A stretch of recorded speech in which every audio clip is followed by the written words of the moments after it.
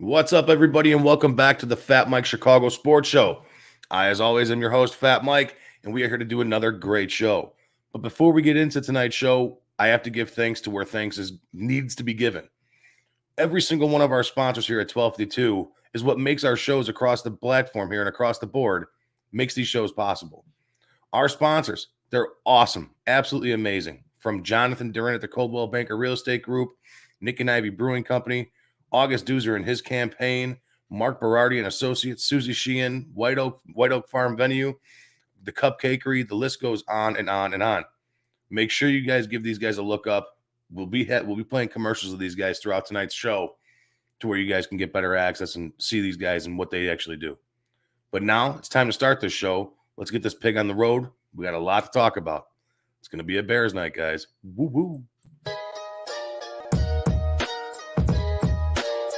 You are listening to 1252 Sports Entertainment. Parental discretion may be advised.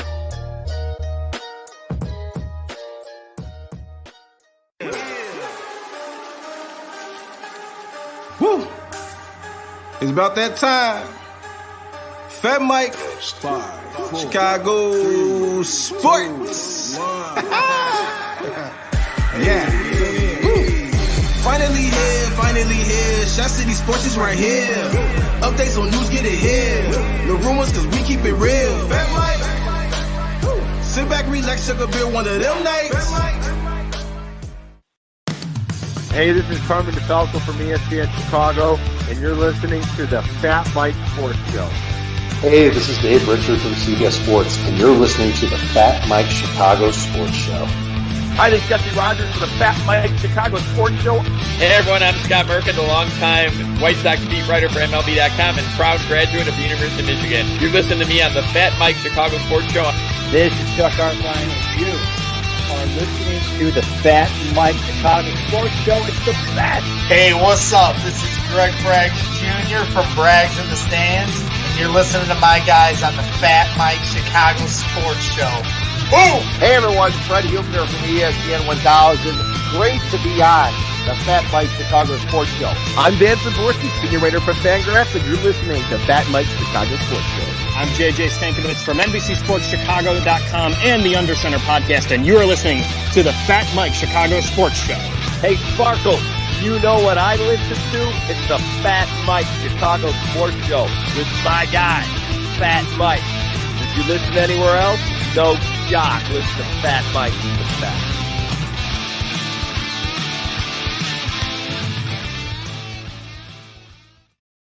All right, guys, and we are back, and I'm happy to be back. Last week was a pain in the ass. You guys know me.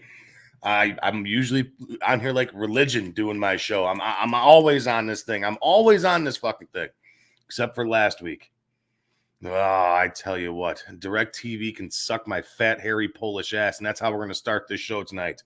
DirecTV, I hope you're listening, because you can suck a fat one, guys. You guys are terrible. The worst service I've ever had in my entire life is DirecTV. Absolutely trash. But we're back. We're better than ever. Hopefully my internet speeds up. I've done a bunch of internet tests today. Hopefully everything's ready to rock and roll with this thing. It's been a crazy day. It's been a legit crazy day on my end. It's been nuts. It's been crazy. My furnace went out, guys. And here in Chicago, we all know what that's like here. It only happens on the coldest days of the year. Shit like that only happens on the coldest days of the year. I tell you. It's probably like the same thing with like travel problems all the time. Every time I got to go travel somewhere, whether it be in my car or out to a plane, taking a plane somewhere, I either get a new stop in my destination that was never supposed to be there. My flight gets canceled for another time, or I get a flat tire or something like that. It's every single time. It's just my luck. If I didn't have bad luck, I'd have no luck at all. But again, like I said at the beginning, guys, the intro tonight, we have a great show here for you tonight. We got my guy Ryan Badgley coming on, and I'm really happy to have Badge. We've been betting this back and forth throughout the past couple of months. You guys, I'm sure you guys have all heard that name. He's very active on Twitter, very active on Facebook. He has his own show over there at Barroom Network. Does great work there with a couple other guys, and I'm really happy to have him. Not only that, but we also have, this is going to be funny. So make sure you guys tie down the wheels on this one, because my cousin Matt started this really kick-ass business, and I can't wait to have him on today. It's going to be a lot of fun. He started a t-shirt company that's all baseball stuff, like all the baseball dirty slang you can envision. It's hysterical. Wait until you guys hear some of these ideas that he has. I can't wait to bring him on either. And yeah, let's just kick ass, man. I'm really excited. So, like, again, I don't know how many times I got to say that. I am really excited because the Bears actually did something over the last couple of days, and the Bears found their GM. Oh boy, let's see. Do I like it? Do I hate it? Do you like it? Do you hate it? Do you love it? We're going to touch back on that too with Badge. I want to ask him those questions. But Ryan Poles out of Kansas City. I like the hire. It's decent. I like the youthfulness. I like that he was an ex-football player. I do like that. He is a football guy. He can understand what talent looks like. He sees it. He's been a part of those draft classes with Tyreek Hill and Patrick Mahomes and Clyde Edwards-Helaire, and there's other guys that are out there all over the Mecole Hardman, to say another one. There's so much talent across that Kansas City Chiefs team, and he saw it get done. I don't know how much decision-making he had in that process. Probably none, but that's okay. At least we figured out a football guy needs to be making the football decisions. That's one thing that I like. He's an ex-player, guys. He was a undrafted free agent on the Bears squad here in 2008. And talk about an absolute turnaround for this kid. Turnaround, offensive lineman, turnaround, undrafted to now the Bears GM. That's saying something. This kid's career is on skyrocket mode. Skyrocket mode. I like it. I think McCaskey's a cheap ass for not going to send him a limo. I think he's a cheap ass for picking him up himself, but that's neither here nor there. That's the McCaskey 101. Let's get real. We all know that. But I like the move. Now it's time for us to find our head coach. And we already got a guy here. Head coach rumor mill. Feed me that head coach. The rumor mill news. There's a lot of head coaches going around here, man. A lot of them. Right now we're sitting at three that what they say, that we have three potential candidates for the Bears to land. Number one that we all been hearing is Eberflus. That's another one.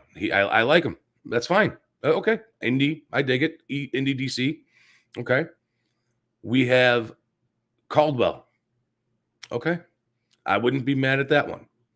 And the other one kind of surprises me a little bit in a way. I mean, oh boy, you know what? I want to bring on Badge right now. Let's talk about these because I don't want to forget nothing. And Badge here having Badge on with me here tonight will definitely help me go through the process a lot smoother. Ryan Badgley, how the hell are you, my man?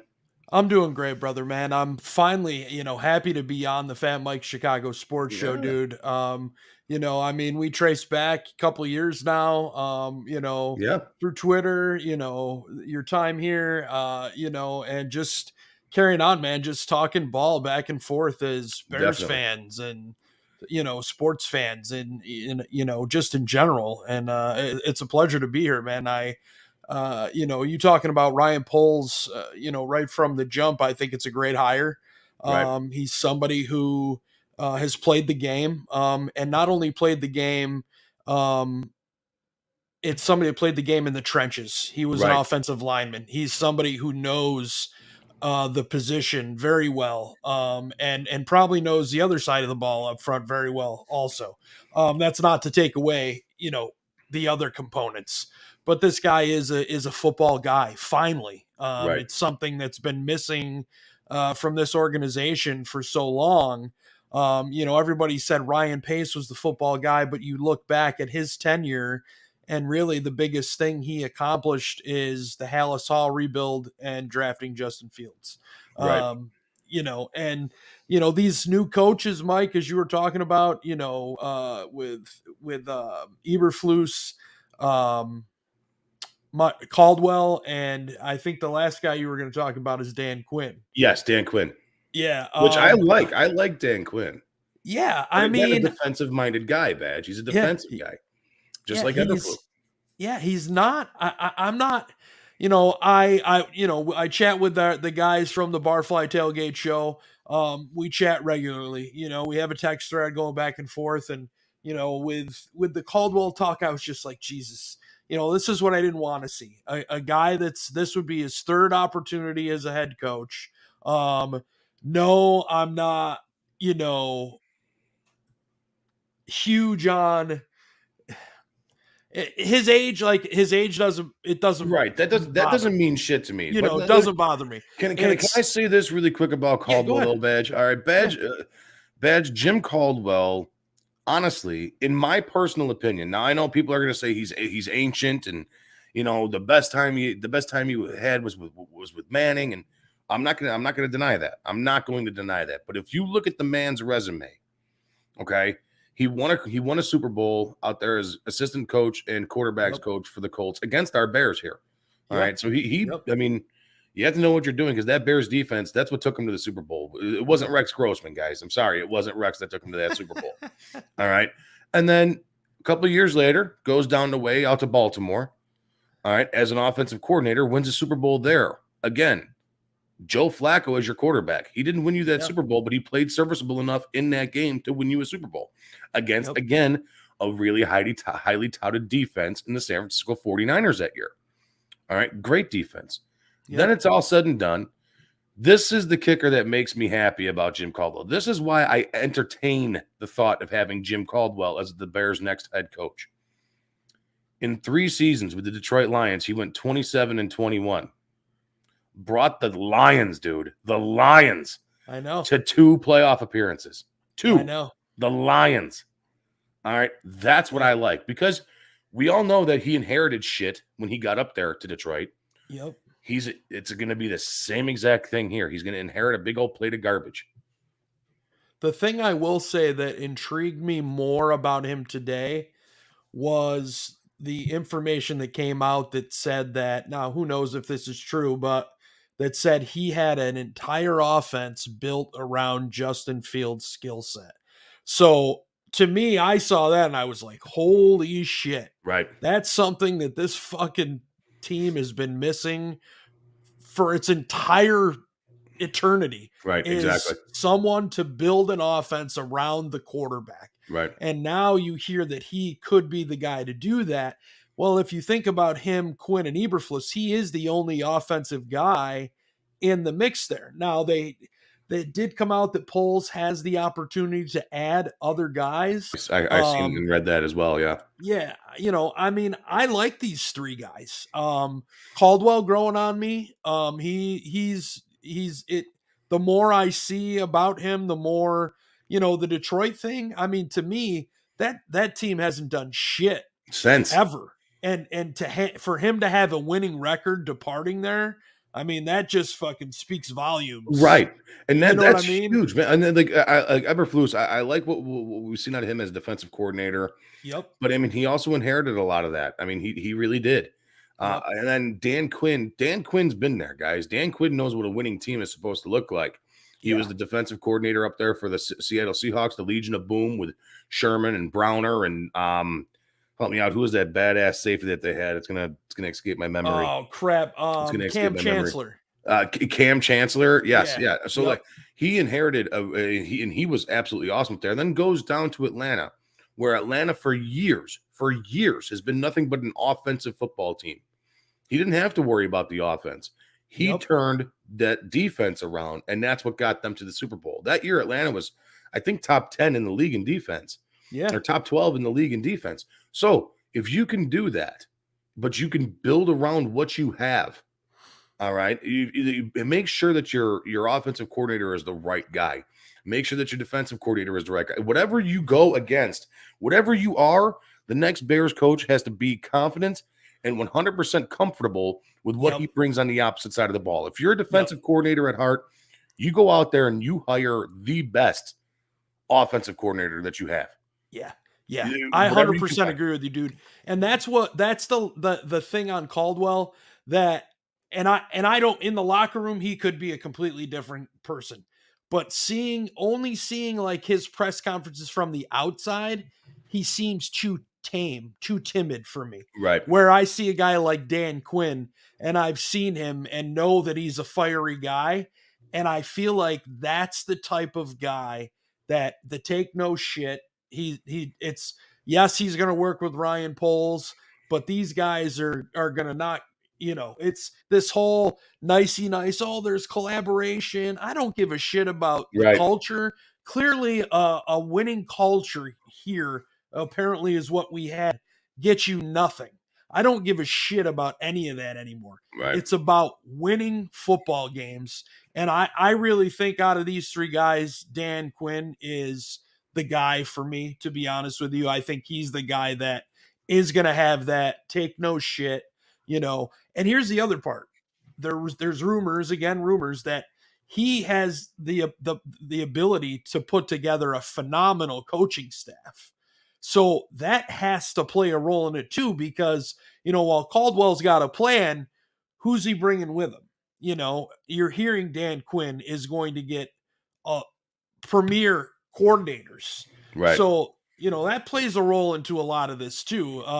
It'll be interesting to see over, the next 24, 48 hours where Ryan Poles ends up with this, because he's the one doing the interviews, which to me, I think that's the thing to me that stands out more than anything. Exactly. They're letting the football guy make the fucking football decision. Exactly. And that's one thing I wanted to bring up. Thank you for reminding me on that, because that's definitely one thing that I wanted to bring up. That's one thing I'm really happy about, is that George, Ted, and Polian now. Polian was a mercenary. That's all he was. Yeah. Right? Yep. It wouldn't have surprised me at all if Bill Polian said, you know what, I've interviewed everybody. I'm your best GM candidate. Yeah. You know what I mean? Yep. Because, he's been out of the league so long. And you know what? If he would have said that, there's no doubt in my mind that McCaskey would have hired him on the spot. Oh, guaranteed. Right? But I like the fact that Ryan Poles, all right, I like the fact that this kid, he's seen the talent that Casey has brought in over the last 13 years.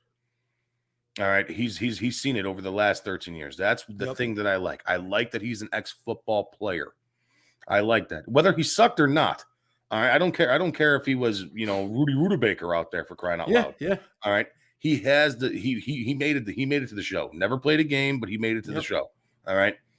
But he understands what an offensive lineman's supposed to look like. Something that the Bears have lacked on, and I've been a big proponent of this. Badge, I've been saying it for the last 3 years. The Bears need an offensive line. Everybody looks at me like I have three fucking heads, but it's the truth. All right, dude. And then, I'm right there with you. I'm step for step with you on the offensive line.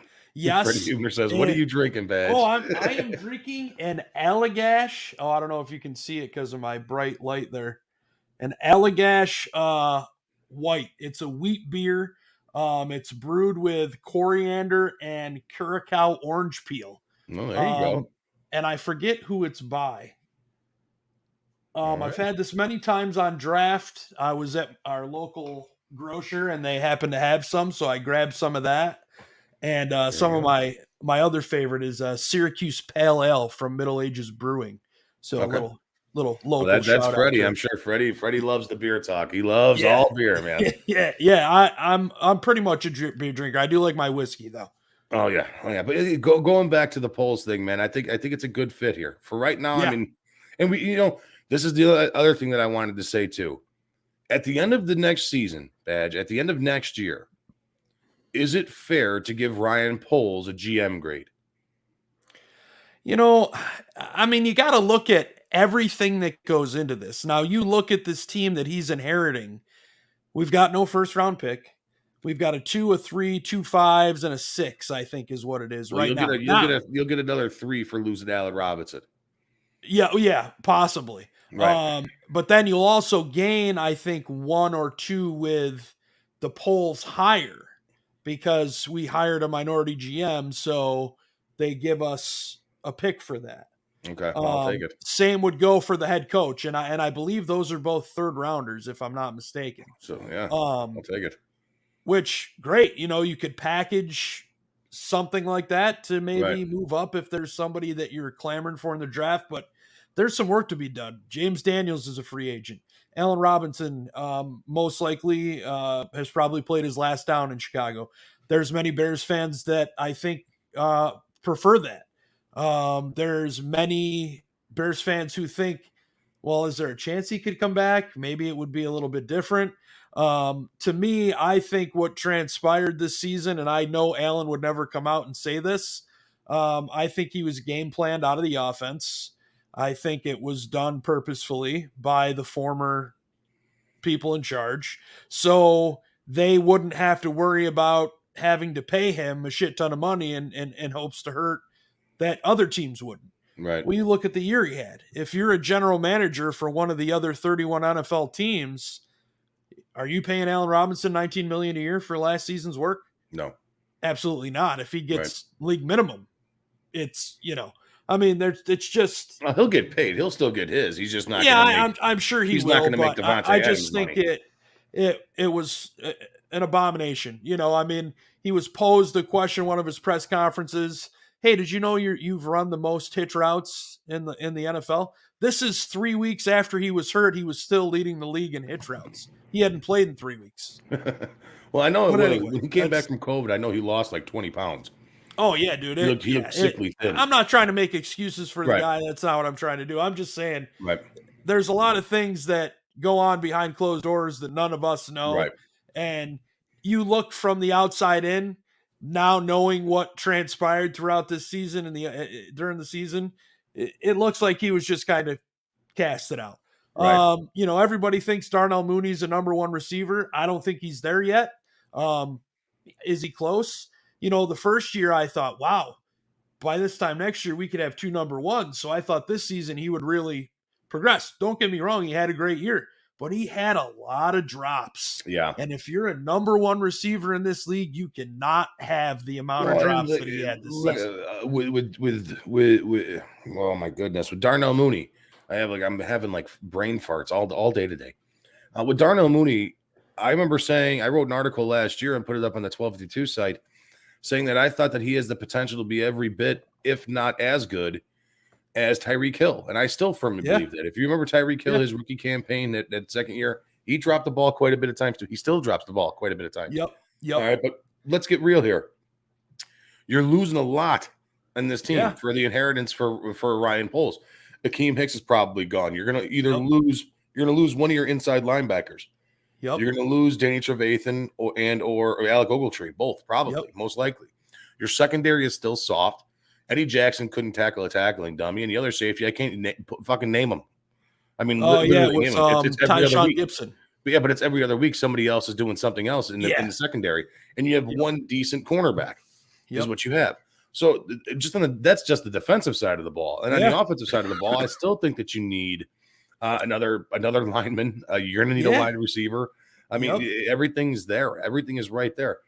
I'm on the same boat with this hire of Ryan Poles as GM as I was with the Bears drafting Justin Fields and what transpired throughout the year with Justin Fields.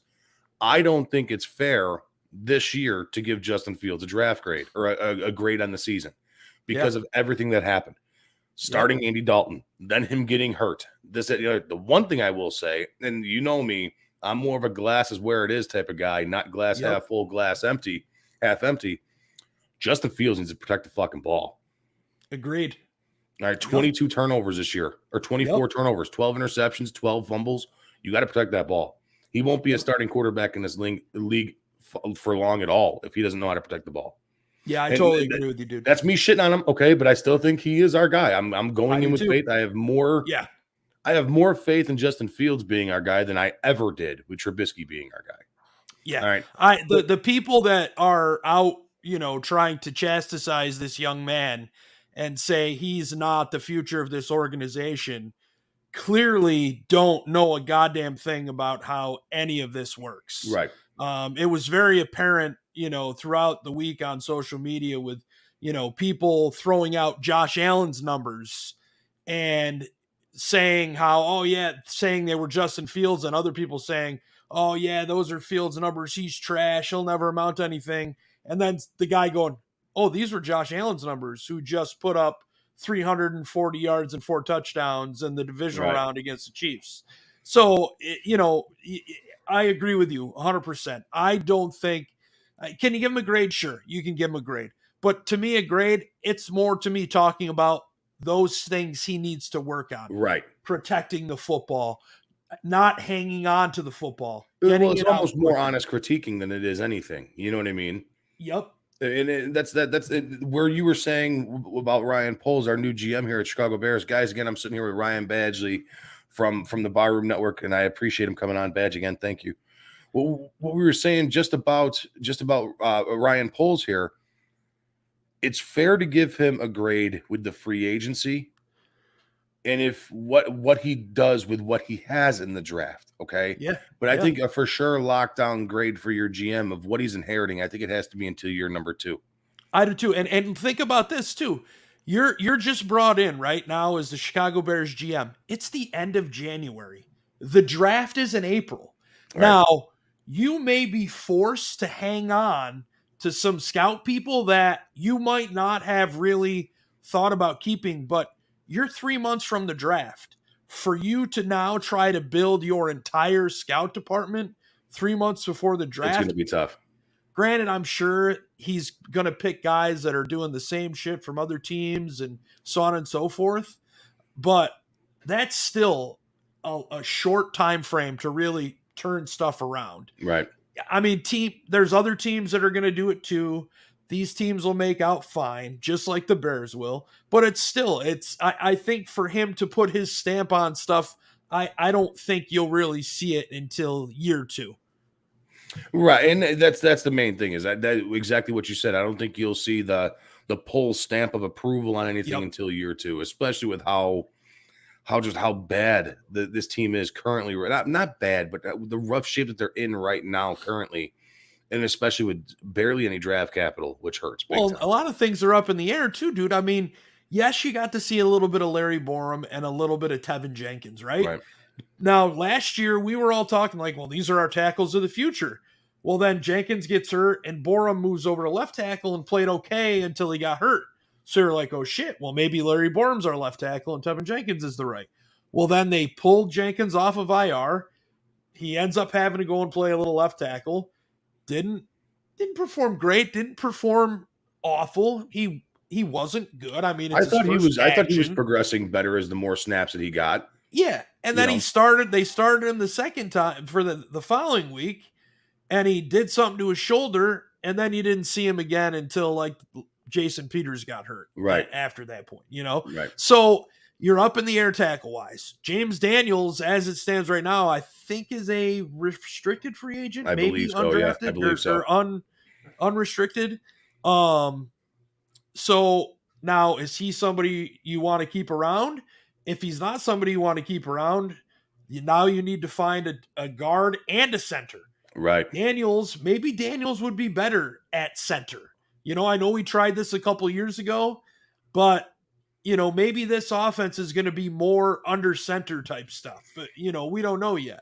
So I hope not. Hope not because the O-line is so bad. You got to put Justin Fields and you got to give that guy at least a couple feet away from the defensive line. Yeah, there's a lot offensively, man, that you've got. I mean, you look at your running back room. I mean, Jesus Christ, Montgomery, Herbert, Williams, Tariq Cohen. I don't know that. Well, now that Ryan Pace is gone, who knows? Maybe Tariq Cohen will remain in Chicago. He just signed a 3-year deal before last season. Yeah. I mean, your wide receiver room, it's Darnell Mooney, and that's pretty much it right now. Well, you know, Cole Kmet has to pan out too. I mean, there's a lot of things that we're looking at. I mean, Cole Kmet, everybody was all high on Cole Kmet because he's a Notre Dame guy. And I know Fred, if you're still watching, I apologize, but I fucking hate Notre Dame. I do. I mean, I hate Notre Dame with a passion of 1,000 suns. They are my least favorite football team, professionally, college, high school. I don't care. They are my least favorite football team.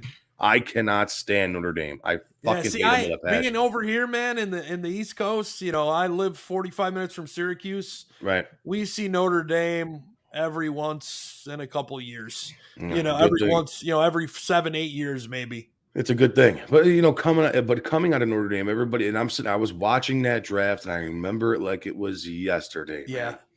And I'm watching. I was like, the Bears are going to fuck this up. The Bears are going to take the tight out of Notre Dame.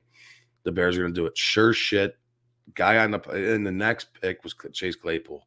Yep. I'm like, what are you doing, man? Why? Why do you do this to me? Yeah. Yeah. I kind of knew. I don't know. I guess I really didn't. I know, like Joe Mandel had it that Cole Kmet was going to be the pick. And I think I went offensive lineman. I don't even remember. They should have. There's a couple good ones still left. Well, right. But then I think back and I think that, they pulled the trigger a little too fast, on that. But I do think Kmet, I mean, here's the hard part for me with Kmet. I don't think he was put in situations to give him an opportunity to catch the football. I think they had to well, with the exception of the Cleveland game, which sorry you had to witness in person. They were using him more into block than really sending him out to run route later in the season. I mean, you look at his season, his numbers were similar to some other tight ends. I just think it was so few and far between that it didn't seem like he was very productive. And right, yeah, he kind of pads our red zone offense was so terrible. Yeah, there was just no opportunity for anybody in the red zone unless it was short yardage. Well, and this is the thing too that I will say about Cole Kmet. You can't use Cole. I mean, he can't break away. Yeah. Every time he's throwing the ball, there's a guy in his back. It's now there's something to say about that. Either he's not fast enough, or he's not making the right route move, or the right juke move, or fake move, or something. But every time that guy is throwing the ball, there's always a guy right there. Whether it was Dalton, whether it was Foles, whether it's Justin Fields. I'll be honest with you. To me, if you looked all throughout the offense, it wasn't just Cole Kmet that was right. It was the offense entirely. I mean, they brought in all these fucking burners and Marquise Goodwin and Damiere Byrd and these. Oh man, we're gonna open it up. Well, I mean, you didn't really see it. You already had Mooney. Early in the season against Detroit, Fields threw him a nice deep ball. To me, those are plays that you should be hitting at least 2 to maybe 3 times a game, right? At minimum, you should at least have taking that the try opportunity. Yeah, and for whatever reason, the prior regime just couldn't hit on the big plays, and I just think, I mean, when I was in person at the Giants game this past season at Soldier Field, I'm sitting in section 429, fucking 2 rows from the top of the stadium, and it's the midway through the third quarter, and I watch 3 receivers come to the near side of the field, right? And I watch the inside receiver run a deep out towards the sideline. The next receiver ran a hitch, and then the third short receiver, which was the furthest outside receiver, also basically ran an out route. So essentially, you had 3 guys in the same goddamn spot with a solo receiver on the far side of the field. Right. What are you supposed to do there? Andy Dalton, a veteran quarterback, he's like, fuck it. He runs out of the pocket, throws it out of bounds. Right. There's nothing there. And it's poor play calling, poor everything that happened this last year for this Bears team, all across the board. The offensive play calling was absolutely terrible. Yeah. The offensive line play, although it was better than last year, it's still not where it needs to be for you to be a team that scores points and scores consistently. And that's a bad 40-year-old left tackle, dude. Right. And he was our best offensive lineman. Yeah. I mean, that's not good, And, no. I just it's the one thing that you couldn't get right here. You went through Harry Easton. Now it was Juan Castillo. Look at Charles Leno. This guy here was just consistently ridiculed. While he was a member of the Chicago Bears. Goes now out to Washington has just signed year. him to a contract extension. Right. Goes up to Washington, has a pretty decent year, and that's something to say for him too. I'm sure he worked on his game, of course. I'm sure. Oh, absolutely. But at the same time, it's like how can we not evaluate talent? And that falls on the arms and shoulders of Pace and Nagy for sure. Yep. And now we got to move forward going ahead here, Badge, really quick. I'm going to take a quick little break, guys, get a word from our sponsors. And Badge, I'd still love to have you on here, talk a little bit more about Bears for a couple more minutes before we cut you loose. But guys, stay tuned. We will be right back with Ryan Badgley here in a couple minutes. We will be right back.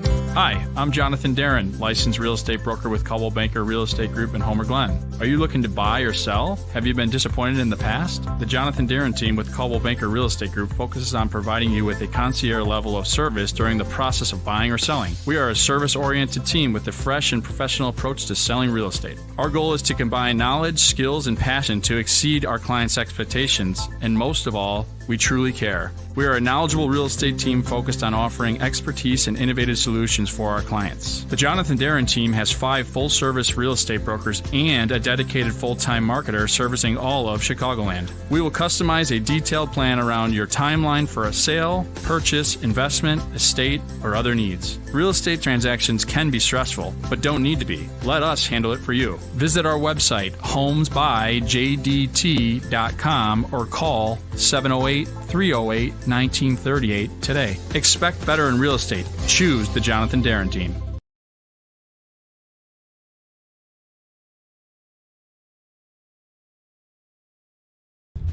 Hello, this is Paul from Nick and Ivy Brewing Company. We are located at 1026 South State Street in historic downtown Lockport, Illinois. We are very excited to be partnering up with the Fat Mike Chicago Sports Show as well as the 1252 brand because we are one of the few Chicagoland breweries that embrace sports and sports culture. Come in for a fresh brewed beer made right here in Lockport while catching the game of your favorite team. Stay for the live music that we have booked every weekend. Or just come for a cozy atmosphere to enjoy a good conversation with a friend, loved one, or complete stranger. Nick and Ivy makes you feel right at home no matter what the occasion is. Follow us on Instagram and Facebook by searching for Nick and Ivy Brewing Company.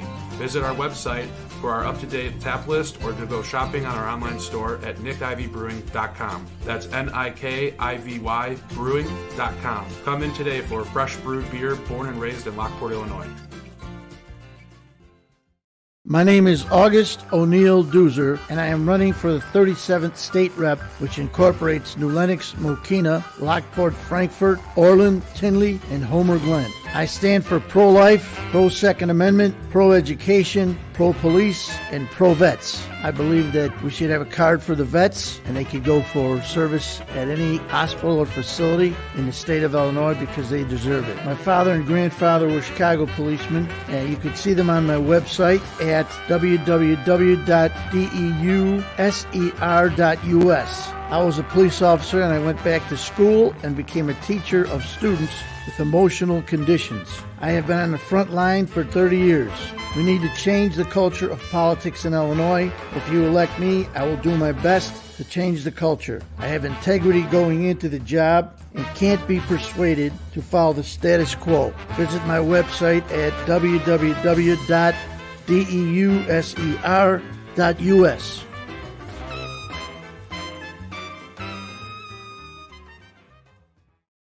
All right, dude, and we're back here with Ryan Badgley from the Barroom Network, the Barfly Tailgate Show. Again, thank you for the quick word from our sponsors there, all our great sponsors, the Jonathan Darren Coldwell Banker Real Estate Group, Nick and Ivy Brewing Company, and August Doozer, who's running for the Senate seat here in District 37 in Illinois. But, yeah, Badge, now I got a couple questions to ask you, man. Now, going into next year, obviously, hopefully we have Justin Fields healthy, and I know it's hard to justify exactly what's going to happen in the free agency and in the draft.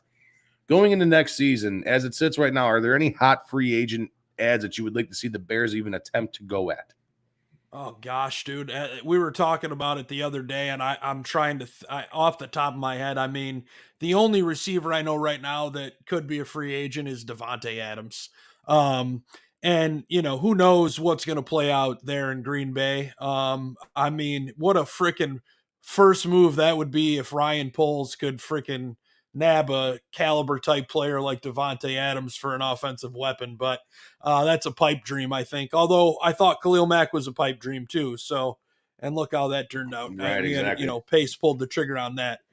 I really haven't done any research on any free agents. I think the center position has to be a position that is targeted. I like Sam Mustipher, I really do, but just too many times he's going the wrong way. He's getting pushed back instead of being the one pushing, especially in the run game. If your first step is backwards, you're fucking done for. And it seems to be that's where he's always going. His pass protection, I mean, there's times where it looks like him and Whitehair or him and Daniels are supposed to work together, and I don't know what the fuck happens, but to me that position has to be addressed, because if he snaps the ball well, there's the communication I think is good, but I just don't think to quote Ryan Pace, the get off. Get off, yeah. Yeah, I mean, and offensively, I mean, you've got a boatload of holes. Defensively, you said it. You got one corner. Eddie Jackson. I mean, he's still under contract for another 2 years, I think, maybe 3. Ugh. Who's the other safety? You got Roquan. Can you get Ogletree back? I think, unfortunately for Danny Trevathan, it's time. Akeem's gone. Bilal Nichols is a free agent. I think that needs something that's not talked about enough, because you look at Eddie Goldman this past year and it was like, what the fuck? Yeah, I don't think he wants to play football. I don't either. I really don't think. Or maybe it was the coaching staff. Like, the head coach coming out and saying, yeah, we call him and text him. He just doesn't really answer his phone. Well, maybe you should look in the mirror there, fucking coach. Maybe you don't want to talk to you, but that's either here nor there. So I don't know. I mean, to me, Bilal Nichols almost looks important there, because he fills a hole. It fills a hole, but who are you going to sign now? Roquan is due to be a free agent after this next season, right? Right. So you want to lock him up. Bilal Nichols is due to be a free agent at this point right now. James Daniels. So there's money that needs to be spent and a lot of holes, and you don't really have a lot of draft picks right at this point. So there is a lot of problems. See, now for me, there are a couple of guys that are out there, especially in the offensive line side of the ball. I could go through the list over and over and over again. But the one guy that I really want to see, and it's unfortunate what happened to him, and it would help huge in our secondary, is Quandre Diggs out of Seattle. Oh yeah, Quandre Diggs. He had that devastating broken leg down in I think it was Arizona, when they were playing Arizona in week 18 or whatever it was. I mean, absolutely just devastating for his career especially for it to happen so late in the season, to where it could possibly affect in an ill-fitting way for next season for the guy. He's 29 years old, good safety. He's a ball hawk, and the guy hits hard. I like Quandre Diggs. I would seriously take a flyer on him if he comes back healthy. I mean, if he misses the first 2 weeks, what are you really missing? Right. You're not in any contention for next year as it is anyways, as you're sitting out here today.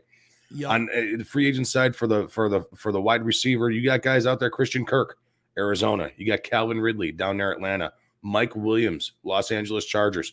Wow. There are some big names out there, but Mike Williams, another guy, I mean, when he's healthy, he's one of the best in the league. He's a huge You look at target. Dan Quinn possibly coming Right. here. Exactly. Calvin Ridley. I mean, there's a pairing right there that. But then I'm going to touch on that. I'm going to touch on the Calvin Ridley here, but Mike Williams, another guy, like I was saying, he's a guy that has an injury history. Yeah. He's always a little banged up for something, always misses 2 to 3 games. This year he stayed relatively healthy, had a big season out there with Los Angeles. Had a really nice year out there. Calvin Ridley, Christian Kirk, out of both of those guys, those two guys immediately make you better just in the game where they have hands. I agree. Right? And they're fast. The problem with those guys is that all your receivers are going to be 5'11". Yeah. I mean, that's why you like a guy like Mike Williams, who's 6'3", 245 pounds, because he can out-bully and out-push and out-man a small cornerback at 5'11", 6 foot, because he's 4 inches taller than him. Yep. Calvin Ridley, Darnell Mooney, small guy. Christian Kirk, small guys. Yep. They have to rely on their speed to get open. And that's one thing that I can see hurting the Bears. So, I mean, there are big names out there in the free agency aspect of things, and I do like what I see.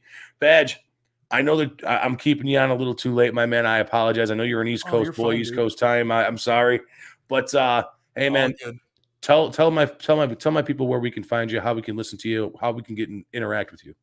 Yeah, I mean, right on the screen at Ryan Badgley 40 is the Twitter handle. All social media is pretty much under something along those lines. Barfly Tailgate is the Twitter account. You can find us on the Barroom Network. During the season, we do a pregame show every Sunday morning, 9 a.m., hour and a half to 2 hours. get you ready for the game, talk about any news, whatever, stuff like that. Just give us a follow on any of our social media, and, always follow my guy, Fat Mike, man. This was an honor, dude. A pleasure to be on, man, with you and finally get to do this. And I'm going to watch the Bulls now. Yeah, go watch them. Go watch them. They're playing the Dinos tonight. They're playing the Dinos tonight. Yep. So, well, Badge, thank you again so much, my friend. And we will talk soon. I'm sure I'll touch base with you here again soon, my friend. Absolutely. Take care. Take care, brother. All right, guys. Ryan Badgley, you guys heard him. You guys follow him at the Barfly Tailgate Show. Go over to the Barroom Network. Like he said, he has the Barfly Tailgate Show every single Sunday morning during the football year, where it's a pregame show for the Bears. It's a great show. The guys there do a great job. Make sure you guys give him a follow, give him a listen, and make sure you follow him on the Twitter machine, Ryan Badgley 40 at Ryan Badgley 40. You can find him on Facebook as well, Ryan Badgley. He's always doing something Bears related. He does a lot of cool shit. Over the last couple of years, he's been doing a lot of cool things with Allen Robinson and Allen Robinson's foundation, which is actually unbelievable. So, I mean, what he does for that foundation as well, I mean, just repping it and constantly being a big supporter of it, and to be interactive with a guy in the community like that. And Badge lives all the way up in New York, guys. He's a diehard Bear fan. He's doing shit out here in Chicago with Allen Robinson's foundation, which is absolutely phenomenal. All right, guys, and like I said, we got another cool guest now. It's nice to I'm actually welcoming on family. This is family now. This guy, I love him. I hate him. It's nothing but dick and fart jokes every time me and this guy talk, and it's phenomenal. And he's got something really cool coming up here, and big fly baseball. And I like what you got going on here. My cousin Matt Morawski, welcome to the show. It's the Fat Mike Show, dude. How's it going? Thank you. This is different compared to us talking on the phone. Yeah, exactly. I get to see your pretty face. You nice. Still look like Matt Nagy. I'm not gonna lie. And I hope everybody chimes in and tells you exactly how you look like. You do look like an asshole. You do look like Matt Nagy. Again, Matt Nagy. I get Aaron Rodgers. I get who's the guy from the Who? I don't even remember. Roger Daughtry. Daughtry. Yeah, I've actually gotten Wayne Gretzky. I had a kid follow me around Kohl's one time wanting my autograph. There's no joke. Right. That's funny as hell. So, Matt, I was telling everybody at the beginning of the show about what you got kind of going on here with Big Fly Baseball. Give us a little rundown of what this is, man, because you're going to explain it a lot better than I can. Well, it's a brainchild that is probably 8 years old. It was, I guess, derived from my love of baseball, of course, and sarcasm. And there's a lot of, in doing baseball as long as I have, there's a lot of let's say dugout talk about it's kind of like the deep slang of baseball, and I decided to start putting it on t-shirts with different designs and different types of logos, and just start getting it out there. So I hand drew about 30 different designs, inspired by a couple different companies that do t-shirts already. You don't mind if I say like other companies, do you? No, go right ahead. So like Baseballism, for example, does a lot of cool stuff. They cater to kind of the masses, where I'm kind of wanting to cater to more of the deep baseball people, deep baseball slang, college level, pro level stuff. Right. Yeah, definitely. It's really cool. And I see that you're actually wearing one of your shirts now, which is really awesome. I really like that. If you want to pop it out, show it out a little bit. Yeah. Yeah, exactly. So this one is obviously it's very simple. And for people that are into baseball, they understand what yah-yah means, which is basically a home run. Right. And kind of like big fly, you go big fly, that's a home run. Hey. Moonshot. I got my dog chewing on. I got my puppy chewing on some of the wires down here. She's nuts. But so you got yah-yah, big fly, Yahtzee, all kind of like the slang of what a home run actually is. So this is a play off of yah-yah, and Yah squared. Right. Exactly. Right. I like it, man. It's cool. That kind of fun stuff. So when did you come up with this idea and trying to doing stuff like this? Like you said, it's kind of been a brainchild of yours over the last 7-8 years. Yeah. And one of our guys says ding dong, which would be a good one too. Just put a ho-ho or something like that, a ding dong. Well, and it's so funny because I work with a lot of cool baseball guys. Some guys, ex minor leaguers, guys still in the pros, hitting instructors. I do baseball 80% of my life right now, and every time I talk to and I bring up, someone has a new idea for me, and it's just fun. So I immediately go to like this artistic I'm going to start drawing it down and, just coming up with some type of plan, but keeping it simple. It's a little bit of a play on words, but everybody it's that dirty, I talk but to, it's not too dirty. Right. Yeah. It's like, there's going to be some for hitters, some for pitchers, some for, let's say adult only type thing, Right. and it's all just fun, and again, a little bit of sarcasm, a little bit of baseball. It's my whole life. Right. And like you and I were talking, I know that you got a lot of your drawings trademarked and a lot of these things trademarked already. The one that I was cracking up about too was, for guys that, like you say, you're in baseball 90% of your life right now. That's what you do. You're involved with your team, the shirts, doing lessons and all that other stuff. Right. But the one that that I was cracking up about was Morning Wood. Now, if you follow baseball, guys, if you guys know me, you guys know I'm a diehard baseball guy. I can't wait for this shit to end with the bargaining agreement here. I'm ready for this strike to be over. But Morning Wood is morning batting practice. Right, and early morning batting practice. Yeah, that's exactly what it is, and that's such a great idea because you do have the hidden sexual innuendo behind it, which is funny as shit. Because if you ain't waking up a Morning Wood, guys, either you got a UTI or you're too old to get one. All right, plain and simple. Sure. All right, but it's funny though. It could play really cool on a shirt where somebody is gonna, where like you said and I've said, where somebody's gonna walk past you and be like, I fucking love that shirt. Right. I love that shirt. Right. You see an erected bat with a with a sun behind it. It's fucking funny. And there's just a baseball bat with ham and eggs underneath it. Exactly. And ham and eggs is another good one. Ham and eggs is a double play. Right. And again, I'll go old school with some stuff, and then some has a little bit of innuendo to it, but everything is going to be a baseball term.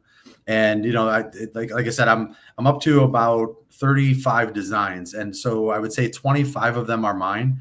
And then the next 5 to 10 are talking to guys like you, or talking to guys that I coach with or work with, or I talk to on the phone. Everybody has a different idea. It's really fun. It'll be great, man. It's going to be really good. Now I know that you're still in the process of getting everything up and off the ground, but you also have have Dinger Baseball. Let's talk a little bit about that. Where you're big out in the South Burbs here in Chicago. You're big pretty much everywhere. A lot of kids from a lot of different towns are on your teams. Give a little bit of insight about that. So I've been a coach for 15 years and 15 plus years. I started with an organization called Rake City that I was with for 7 years. It was basically 4 ex-minor leaguers and me. So I learned a lot. I also started coaching high school baseball. I don't know if you want, I probably won't mention that, but I'm a high school baseball coach, varsity baseball coach. And I went to another organization last year, didn't work out. And so I decided to do my own. So obviously you see the logo here for Dinger Baseball. And my first year, we have 6 teams. They're all youth teams from 9U to 14U. And as far as where Dinger came from, or where the name came from, Dinger Bats is a company down in Ridgeway, Illinois, and they make pro level wood bats. So talking to them, they endorsed us fully and allowed us to use their logos. And now we have 65 kids in the program, obviously in the south suburbs of Chicago, and we've been training hard, teaching these kids to play baseball the right way. And you guys are doing tournaments all over the place and stuff like that accordingly, right? It's not just a regular season. You guys actually do tournaments and stuff, right? Yeah, this is a full-time travel organization that plays around the country. So, my oldest team right now is 14 years old. I don't have any high school teams. And the high school teams will travel everywhere. They'll go down to Texas and Florida, Georgia, play in the big tournaments. But as far as like the youth guys, they'll still play in big tournaments. They'll play in Indiana or Indianapolis. They'll play in Kansas City. They'll play up in Wisconsin. We just want to expose these kids to the best competition that they can possibly see. So by the time they get to high school and or to college, they're not shocked. It's they're not surprised by a big old 12-6er, right? Exactly. It's I see so many kids come into high school, and so you're the best shortstop on the Lombard Lobsters, and it doesn't play when all of a sudden you got 6 other shortstops out there, right? And I see that too much, and I see that too much in high school. And so I'm trying to get these kids prepared for what high school baseball is all about. And then beyond that, what true college baseball is all about. Because if you think high school is tough, college is brutal. It's tough. And so I prepare these guys. So not only that, but especially with the younger groups, like you said, from 9 until 14 is where you're at, is where your wheelhouse is. Well, it is right now. I mean, because right, we have those groups, but we'll have a high school program come next year, and we'll be rolling with that too, because that's my wheelhouse is working with high school guys. Right. I mean, I love the young kids. I mean, we have a lot of fun, but I say all the time, baseball really doesn't begin until you get on a big field. Right. Like I was going to allude to with your younger groups, the 9 to 10, 11 guys. It's also teaching those guys how to learn to play baseball the right way, and things that maybe a rec league coach or something like that would not have taught them. I mean, everybody says 2 hands this, 2 hands that, keep both hands on the pad. A lot of things changed in the last 30 years. A lot of things changed in the last 5 years in baseball, where it's just so dramatic either way. There's different ways of looking at things and the analytics of baseball and stuff like that. And that's something that you guys teach, which is absolutely awesome. I love what you guys are doing over there at Dinger Baseball. It's great. No, I appreciate it. I mean, it's an absolute blast. And I mean, and 15, 16 years ago, I was that dad coach. I mean, I was that guy. I was coaching my kid. I didn't know exactly what I was doing 100%, but I kept learning and learning and learning just to make sure that, again, when you have a kid on the program, or when you have a son, daughter, whatever, playing baseball, it's just a very different experience. So I appreciate the dad coaches that are out there. Right. But at the end of the day, some of these dad coaches are, they're teaching stuff from the 80s and 90s. So, you have to be on top of your game if you're going to actually. What was that shit with Fred McGriff? What was it? What was that? Remember that video? Wait, what are you talking about? Remember when Fred McGriff had like the fucking like the skills video? Oh God, that's gonna drive me nuts. I gotta Google that shit. Now again, let's go Fred McGriff right here, right? Let's go. Let's Hall of Famer. Didn't he wear his hat like extremely high? I think he bought like 2 inches extra on his hat and just kind of lifted up off his head like this. Right. Yeah. Yeah. I don't know. Obviously, awesome. I got it right here. But yeah, I mean, I was a dad. I was a dad coach, and my son is now, coaching with me. Graduated from college, played some college baseball, but. You're the kids. It's funny because the kids, they're your biggest critic. They're the ones that they kind of know if you're fake or not. Right. So if you're teaching some bullshit from 1997 and Tom Amansky, baby, what's that? Tom Amansky is what it is. Tom Amansky and Fred McGriff. Where you see a kid from center field throw a baseball into a garbage can from 25 feet away. Hey, did you ever see There's a video of Bo Jackson out there where he throws a rifle from like the left, third base. All the way home. I mean, that dude had a hose. I mean, it was. And again, so you think about that. I say the guy has a hose. That's a shirt. Right. And I have one that actually says that. But that dude had an absolute hose. But you're right. Definitely. You're right. It's all that fun stuff. Well, that's really cool, man. It's really cool what you got going on. I like how you're very centric in baseball. I like how you're coaching. I like how you're doing lessons and instruction, and then now with the t-shirt stuff with Big Fly, that's huge, man. It's a lot of fun. It's a lot of cool. It's really cool to see everything going on. I'm gonna have to get myself. I need a fat guy shirt too. So I got you. I need a big old 3X one, man. I need a big old 3X one. I got you. That's an easy one. Something to fit the front end of a 1982 Cadillac is something that I need. You know what I mean? It's especially with the tires. I got to get them in there. The pythons. I'll double stitch it, man. I'll do whatever you need to do. Just 2 shirts together, right? Exactly. 2 shirts, 1 hole. Let's get it real. Right. But no, it's Matt. I really do appreciate you joining on here, man. How can everybody go and order a shirt? How can the dads that we have watch the podcast, which are a lot of dads? I don't know why dads listen to me. I don't know what the fuck I'm talking about. But here. So check this out. So I have so this one, like I said. Oh yeah, you got more designs. Yes, let's show them. No. This one has our logo on it. There you go. Big Fly Baseball. Yep. And then so this is so new. I mean, even this shirt is still warm from being pressed. These are my first shirts that came out. Again, this has been going on. Sorry, my dog's got the zoomies. These are just being printed. I'm literally going to have to like start. Everything's brand new right now, right? And so the designs are happening right now.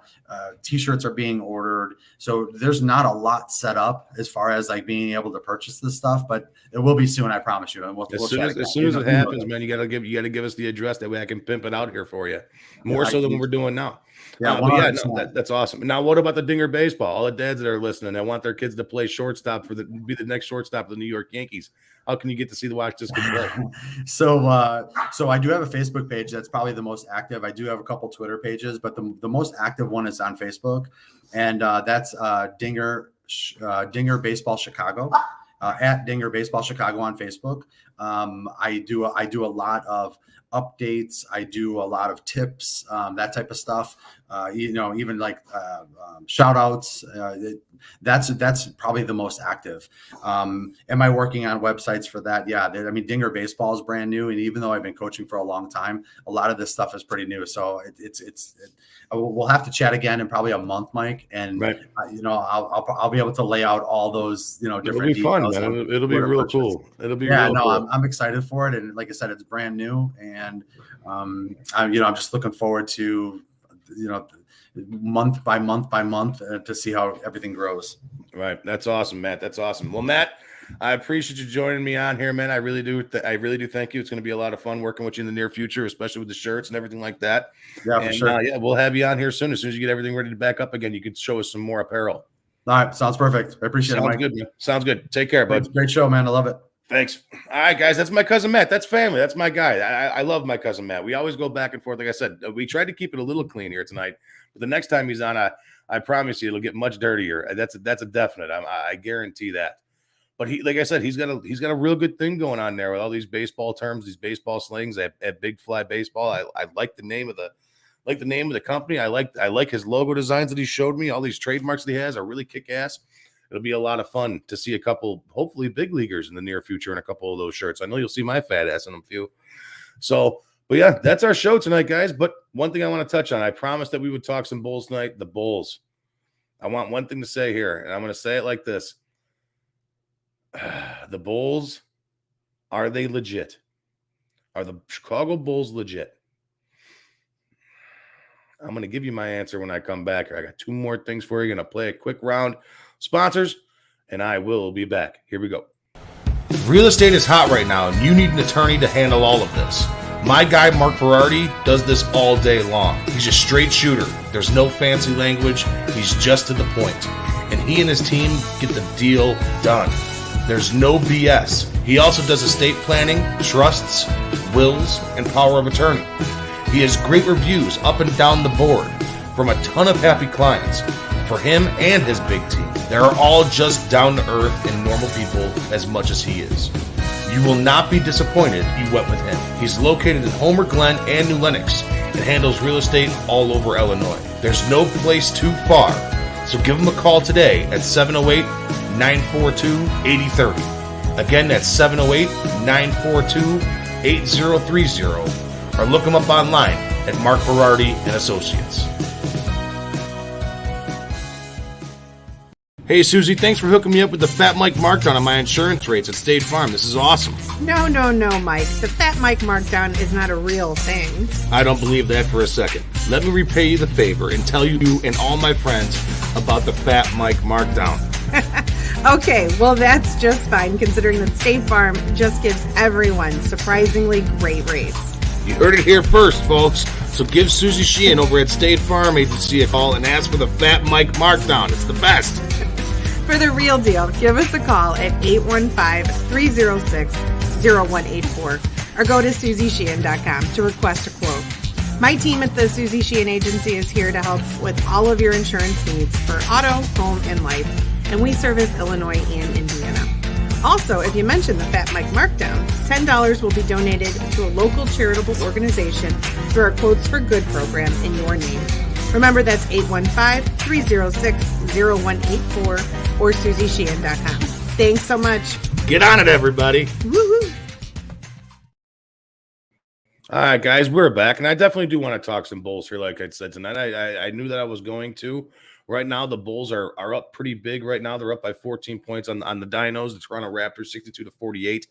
But the thing that scares me about this Bulls team, guys, now I made a pretty good bet on the Bulls this year, and I bought a few games. At the over-under of 50, I bought 2 extra games for the Bulls, and on my bet have to win 53 games for me to win some money here. Now, I'm all about the Bulls this year. I like what they got going on. I like Lonzo Ball. I like Alex Caruso. Pat Williams, unfortunately, out. And then, you had DeMar DeRozan, who's been absolutely awesome. Vucevic, who's been great. This is my problem, guys. Right now they're playing really good ball. They're getting back on square again. They're 29-17, first in the Central Division here. I'm scared about this Bulls team, guys. I think they're a good team. Can they sneak in there? Of course they can. But the thing I'm scared about is the health of this team right now. Derek Jones Jr. out with a finger, going to be reevaluated again in 1 to 2 weeks. But what I'm hearing this morning is that he's out 6 to 8. That's what I heard this morning. 6 to 8 weeks. That's not good. Lonzo Ball hurt again. Small meniscus tearing is hurt again. But this happened last week. Small meniscus tearing his left knee. That's not good, guys. I'm hearing reports that if he has surgery on it, it's a couple months out. I'm hearing that he could possibly play through it. That's not good. Alex Caruso, our big defender, the guy that I was like, yeah, he's okay, until I watch this guy play as a Bull. He's unbelievable. He is unreal. Fractured right wrist the other night on a bullshit play by, what is that? Who's that little dickhead's name? Grayson Allen. All right. And then Patrick Williams, obviously out. I saw a report today. He was supposed to expected to miss 4 to 6 months. I'm hearing that if everything goes right, he could be back by the end of the year. That scares me. The health of the Bulls scare me right now. If you have another guy go down, they're not gonna be faring well, guys. They won't be. Ayo's been great at the point guard. He's been great. I like what I see out of that kid. What a banger for a second-round pick for Karnisovas. What a banger. I love it. But the thing that really, really kind of messes with me here, they need a big, and they need a mean big. They need a big like the old school big, like Boogie Cousins, and there's not too many of those guys in today's NBA. Boogie Cousins is too old to be Boogie Cousins of 10 years ago, 5 years ago even. They need a big. If they could get a big like that from somewhere where he's dominating, mean defensively, we don't need him to score 10. We don't need him to score 20 points. We need him to grab rebounds. We need him to play a hell of a defense, because the team that scares me the most out of the East, guys, isn't the Nets. It's not the Nets. It's the Sixers. It really is. Joel Embiid has showed us twice this year why he's really good. Because there's not too many players in today's NBA that can do what he does at his height, his frame. Joel Embiid is a monster. He's an absolute monster. And that creates nothing but match chaos for the Bulls team right now, because nobody can guard him. So that's where I sit. Hopefully the Bulls can get back to healthy here and keep kicking ass and do what they got to do. But I'm hoping. Guys, now this is something I used to do. We're going to cut this short here. I got one more thing for you guys. And this is something I used to do every single week. And I stopped doing it because we went from platform to platform, and it took me a while to make things up and get it all going. But I'm really happy that I'm bringing this back. And this is for you guys. Here we go.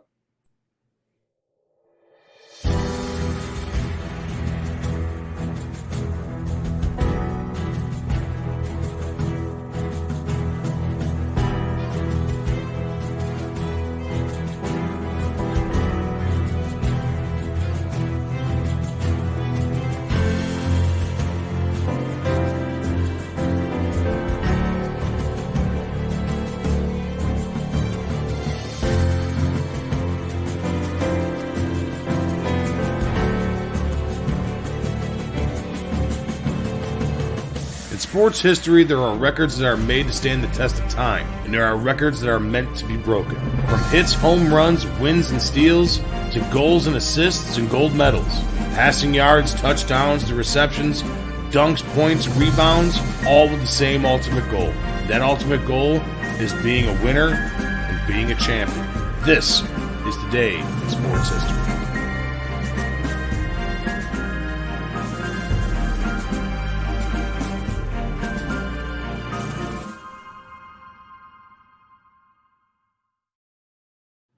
and there's a lot of good ones for today in sports history, guys. Today, in 1956, Hank Greenberg and Joe Cronin, ex-baseball player and manager, are elected to the Baseball Hall of Fame.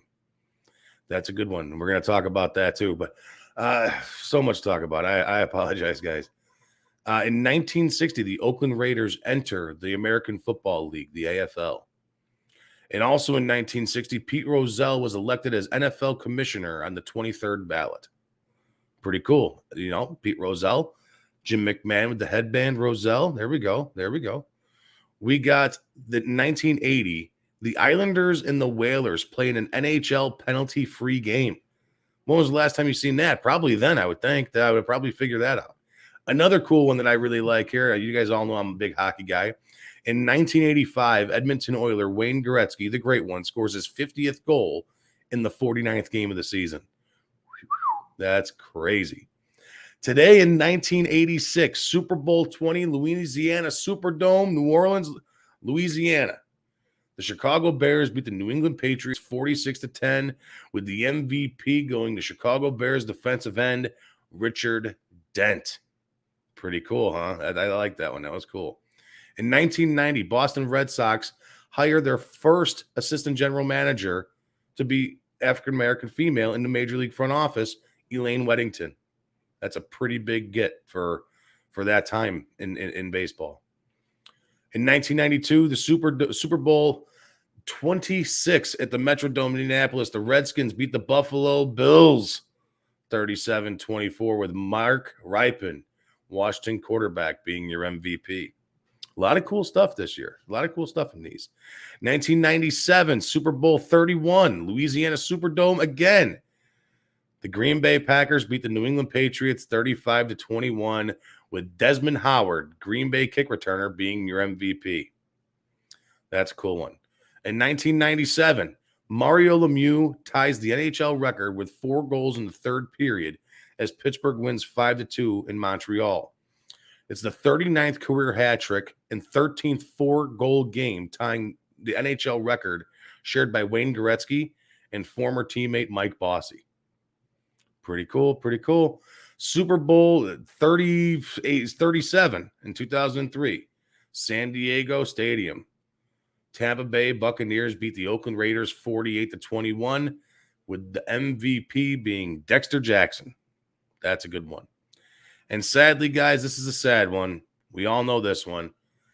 2 years ago on today's date, 2020, the Los Angeles Lakers basketball legend Kobe Bryant passed away in a terrible and horrific helicopter crash in foggy conditions in the hills above Calabasas in Southern Cali.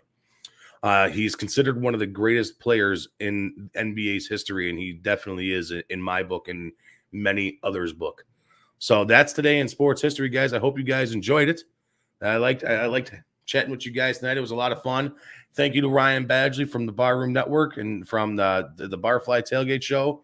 Thank you to my cousin Matt coming on with all his big news with Big Fly Baseball and all that. It's going to be a lot of fun. We'll get him back on to where we can get you guys a link to where you guys can order up your baseball slang T-shirts, which would be a lot of fun. So on that note, guys, I'm out of here. Thank you to all our sponsors again tonight. I really do appreciate you guys. The Jonathan Darren team, Coldwell Banker Real Estate Group, Paul over at Nick and Ivy Brewing Company, Susie Sheehan, Og Doozer running for the Senate spot, Mark Berardi, the Cupcakery Bakery, the best little treats that you'll ever have. But stay tuned for our shows. We got Bears Fans with a Brain tomorrow night again with Alan Bratcher, Warwick Holdman, and JB.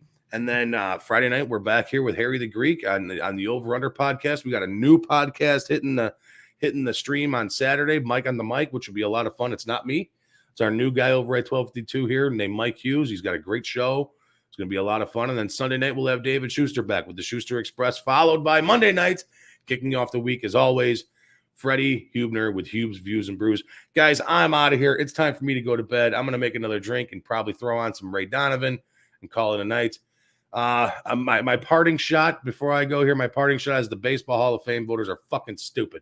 That's what I think. They're fucking stupid. It's a big step in the right direction for all these steroid users, but unfortunately, a lot of these steroid users that were in the game that have been on the ballot for years are now off the ballot and only can be voted in by the Veterans Committee now. It's just stupid. David Ortiz, as much as I love him, I love the Red Sox. He's a Hall of Famer. Yes, Hall of Fame numbers, but so is Barry Bonds. You can take away. This is a stat that I seen earlier. You can take away every single one of, what does he have? 763 or something like that. 700 and something. 755 homers or 56 homers. You can take away every single one of Barry Bonds' home runs, and he still has an as a hit total, a home run as his hit, whatever. He still has an higher on base percentage than David Ortiz does in his entire career, which is absolutely insane. So, yeah, let that one sink in.